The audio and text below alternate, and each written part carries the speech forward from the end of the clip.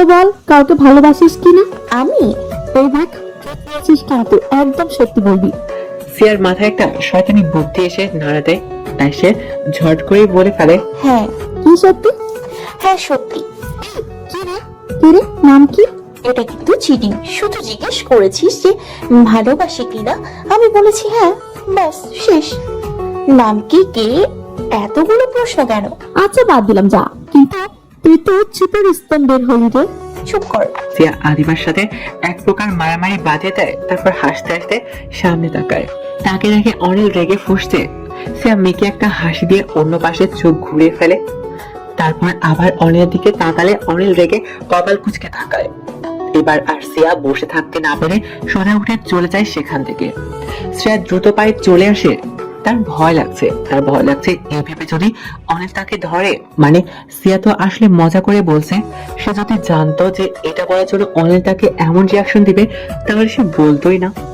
সিয়া বাগানের সাইড দিয়ে দ্রুত আসছে আর বারবার পিছনের দিকে তাকিয়ে দেখছে।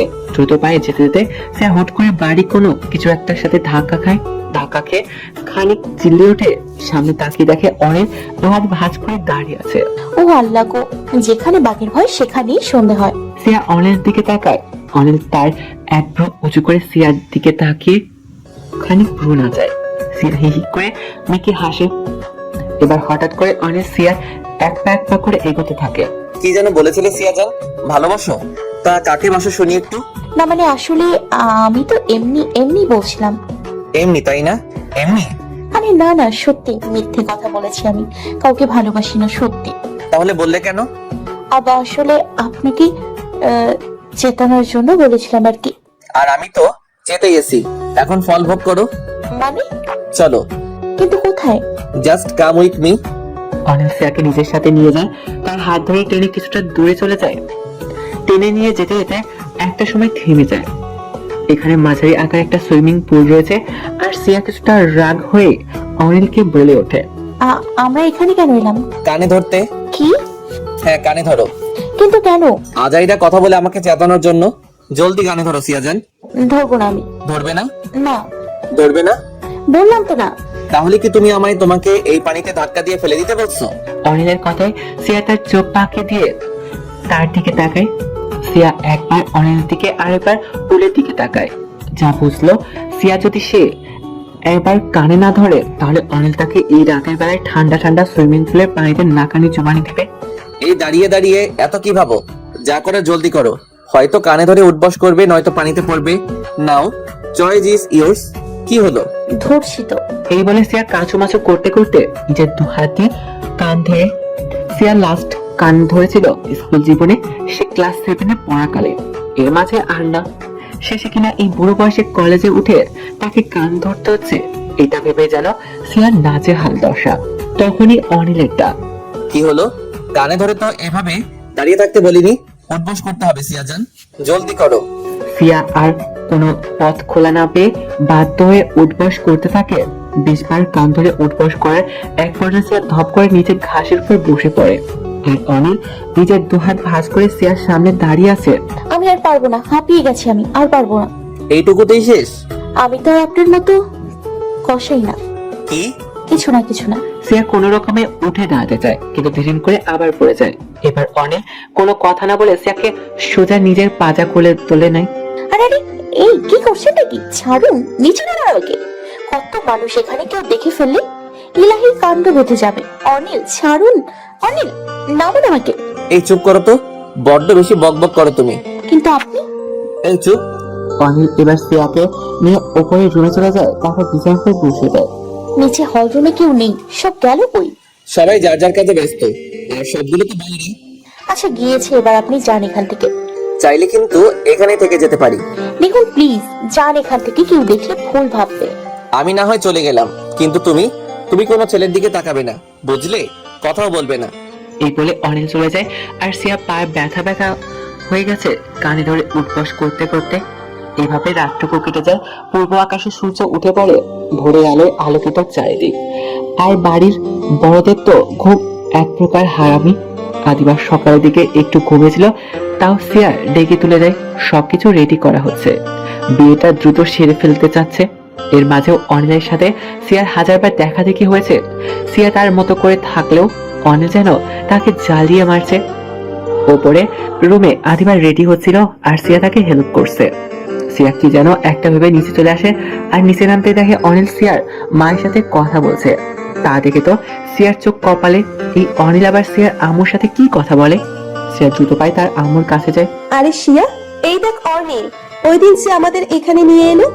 দেখ না, সবাই এক বাড়িতেই আসলাম, কিন্তু জানতামই না। হ্যাঁ ভালো করেছো, এখন চলো। আরে কিন্তু সিয়া অনিলের কাছ থেকে টেনে তার মাকে নিয়ে এসে পড়ে। আচ্ছা, সমস্যা কি তোর? তুই এভাবে নিয়ে এলি কেন? ছেলেটা কি যে ভালো জানিস। রাখো তোমার ভালো, ভালো দিয়ে আমি কি করব? আচ্ছা, আদিবা রেডি হয়েছে কি, গিয়ে দেখ তো। হ্যাঁ ও রেডি। সিয়া উপরে আদিবার কাছে চলে যায়। আস্তে আস্তে মানুষের সমাগম বাড়তে লাগে বাড়িতে। ছেলেপক্ষ এসে পড়ছে, আদিবাকে নিচে নিয়ে যাওয়া হয়, কাজীও এসে পড়ছে। তারপর 3 বার কবুল বলে আদিবা আর জাবেদ অর্থাৎ আদিবার হবু বরের বিয়ে হয়ে যায়। যখন বিয়ে হচ্ছিল তখন আদিবার থেকে কিছুটা দূরে সিয়া দাঁড়িয়েছিল।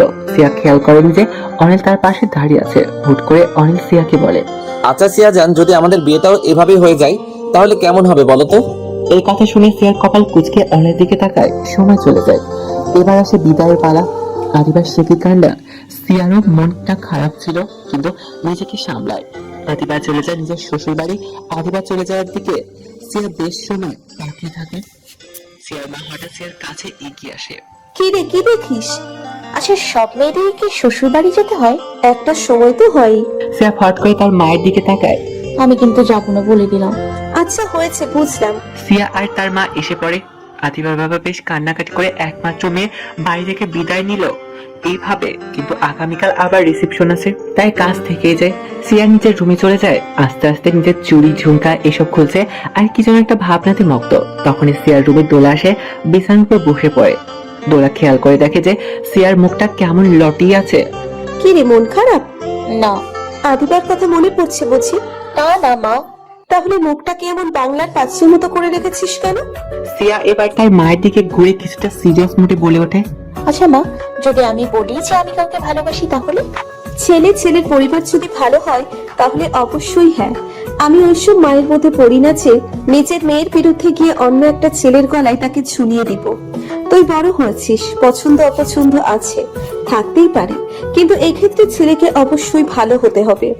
এমন হতে হবে যে আমার মেয়ে যেন হ্যাপি থাকে, তবেই আমি হ্যাঁ করব। না মানে আমি বাসি না কাউকে, কিন্তু তবুও জিজ্ঞেস করলাম তোমায়। আহা, একদম না। কাউকে নিয়ে হয়তো একটু হলেও তোর মনে ভালো লাগা কাজ করেছে, তাই এমন বললি, নয়তো হুট করে এমন কথা। আরে মা তেমন না। তোর বাবা মারা গেছে, সেই ছোট থেকে তোকে আমার এই এক হাতে মানুষ করা, সবই আমি জানি। আর আমি এও জানি যে তুই ভুল কোনো সিদ্ধান্ত নিবি না। শোনো, আমি কাউকেই ভালোবাসি না, বুঝলে? তুমি যা বলবে তাই হবে। আদিবা আপু তো লাভ ম্যারেজ হলো, তাই আমিও। হ্যাঁ তাই, এখন তুমিও ভাবলে যে প্রেম করে বিয়ে করো, তাই তো? আরে না ধুর। আচ্ছা তুমি যাও তো। তোর বুড়ি ঘুমায়। নানু আজ এত জলদি ঘুমিয়ে গেল? ক্লান্ত তো অনেক, তাই। আচ্ছা থাক, তাহলে আমিও চাই। আচ্ছা গুড নাইট।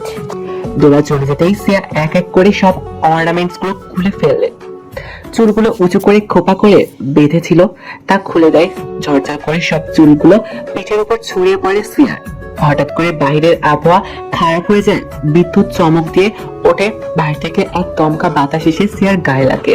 বাইরে তীব্র বাতাসে বারবার জানালাতে কটমট শব্দ হচ্ছে, তাই সিয়া সেটা লাগিয়ে দিয়েতে যায়। তবে কাছে যেতেই সিয়া অন্ধকারে একটা অবয়ব দেখতে পায়। সিয়া আরো কয়েক কদম এগিয়ে যায়। এবার হুট করে সেই অবয়ব একদম সিয়ার সামনে চলে আসে। সিয়া ভয় চিৎকার দিতে যাবে, তখনই একটা হাত তার মুখ চেপে ধরে। পেছাতে পেছাতে নিয়ে গিয়ে দেয়ালের সাথে অবয়বটা সিয়াকে একদম চেপে ধরে। এদিকে সিয়ার শ্বাস যেন আটকে আসছে। সে নিজের হাত দিয়ে সেই মানুষটার হাত ধরে আছে, ট্রাই করতে চায় না। সিয়ার এমন কাণ্ডে অনিল এবার তার মুখ থেকে মাস্কটা খুলে ফেলে। হুশ, এই চুপ চুপ চুপ। সিয়া জান, আমি অর্নিল। অনিল সিয়ার মুখ থেকে নিজের হাতটা সরিয়ে ফেলে আর সিয়া জোরে জোরে শ্বাস নিয়ে হাঁপাতে লাগে। সিয়া জান, এই আপনি কি বলুন তো, এভাবে রাতের বেলা কেউ কারোর রুমে আসে? আমি সত্যি অনেক ভয় পেয়ে গেছি। অল্পের জন্য আত্মাটা বের হতে গিয়ে বের হয়নি আমার। তুমি আসলে অনেক ভীতু রকমের একটা মেয়ে। সবাই বলে। তো বলবে না? এইটুকুতেই কেউ ভয় পায় পাগল মেয়ে? আপনি এখানে কি করছেন? যান এখান থেকে। আর যদি না যাই তো? না, আপনি যাবেন। বাজে না বকে যান এখান থেকে, নয়তো কি নয়তো কি?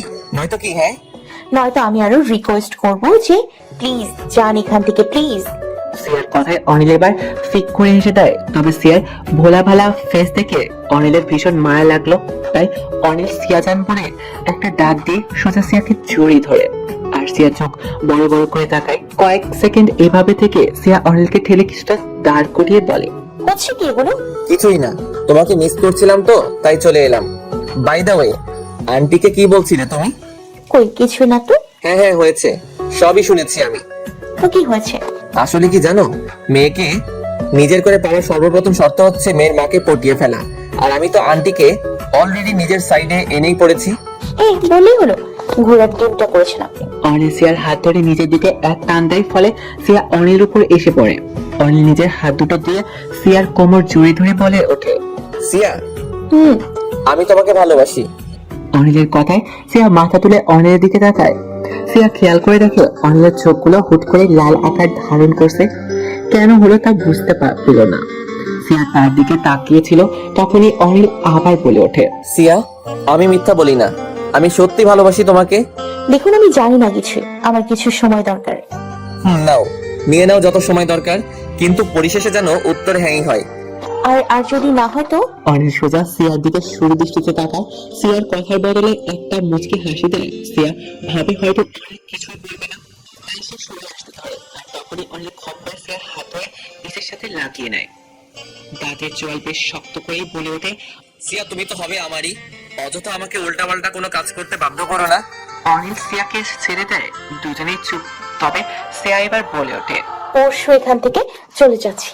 এত দ্রুত? যাচ্ছি, হয়তো সময় শেষ তাই। কিন্তু তোমার সাথে আমার প্রেম তো সবে শুরু হলো। প্রেম? হ্যাঁ। আমি এখন আমার উত্তর জানাইনি। তুমি বললেও হ্যাঁ আর না বললেও হ্যাঁ সিয়া জান। সিয়া বলে হঠাৎ কেউ দরজাতে করে নাড়ে। ডাক শুনে তো সিয়ার দাঁত দিয়ে জিভ কাটে। এই রে, মা এসছে। অনিল ভাগেন এখান থেকে, জলদি যান। এত ভয় পাও কেন তুমি? আরে দরজা খুলো, কিছু হবে না। আচ্ছা আমি খুলে দিচ্ছি, দাঁড়াও। কি? না একদম না, অনিল প্লিজ যান এখান থেকে। অনিলকে সিয়া এক প্রকার ঠেলে রুমের বাইরে পাঠিয়ে দেয়। রুমের জানালার সাথে করিডোর লাগানো আছে। অনিল সেদিক দিয়ে যেভাবে এসেছিল সেভাবেই চলে যায়। তবে যাওয়ার আগে অনিল সিয়ার গালে টুপ করে একটা চুমু দিয়ে যায়। সিয়ার রাগে চোখে বড় বড় করে তাকায়। অনিল চলে যেতে সিয়া নিজেকে কিছুটা স্বাভাবিক করে দরজা খুলে দেয়। ওই শোন, তুমি ঘুমাওনি? না, কিছু বলতে আসলাম তোকে। শোন, কাল রিসেপশন, তোর আপুর শ্বশুর বাড়ি থেকে অনেক মানুষজন আসবে, বুঝলি? প্লিজ ভালোভাবে থাকবি। আরে ধুর, এই কথাটা বলার জন্য এসছো তুমি? আরে মেরি মা, যাও ঘুমাও গিয়ে। দোলা চলে যায় আর সিয়া ধপ করে বিছানাতে বসে পড়ে।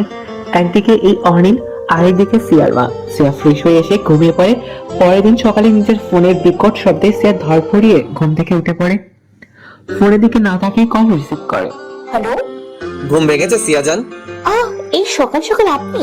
সকাল দুপুর বিকেল সন্ধ্যা রাত সবসময় শুধু আমি আর আমি থাকবো সিয়া জান। আচ্ছা, আমার কাজ আছে অনেক, রাখি আমি। সিয়া এই বলে অনিলকে আর কিছু বলার সুযোগ না দিয়ে ফোন কেটে দেয়। সিয়ার সময় রেখে অনেক হয়ে গেছে। সে দ্রুত ওয়াশরুমে চলে যায় ফ্রেশ হতে। বেশ সময় পর ওয়াশরুম থেকে বের হয়ে পড়ে। টাওয়েল দিয়ে চুল মুছতে মুছতে আর গুনগুন করে গান গেয়ে বের হলো। তবে সামনে তাকাতেই চমকে গিয়ে পিছলে পড়ে যেতে যেতে বেঁচে যায় সিয়া।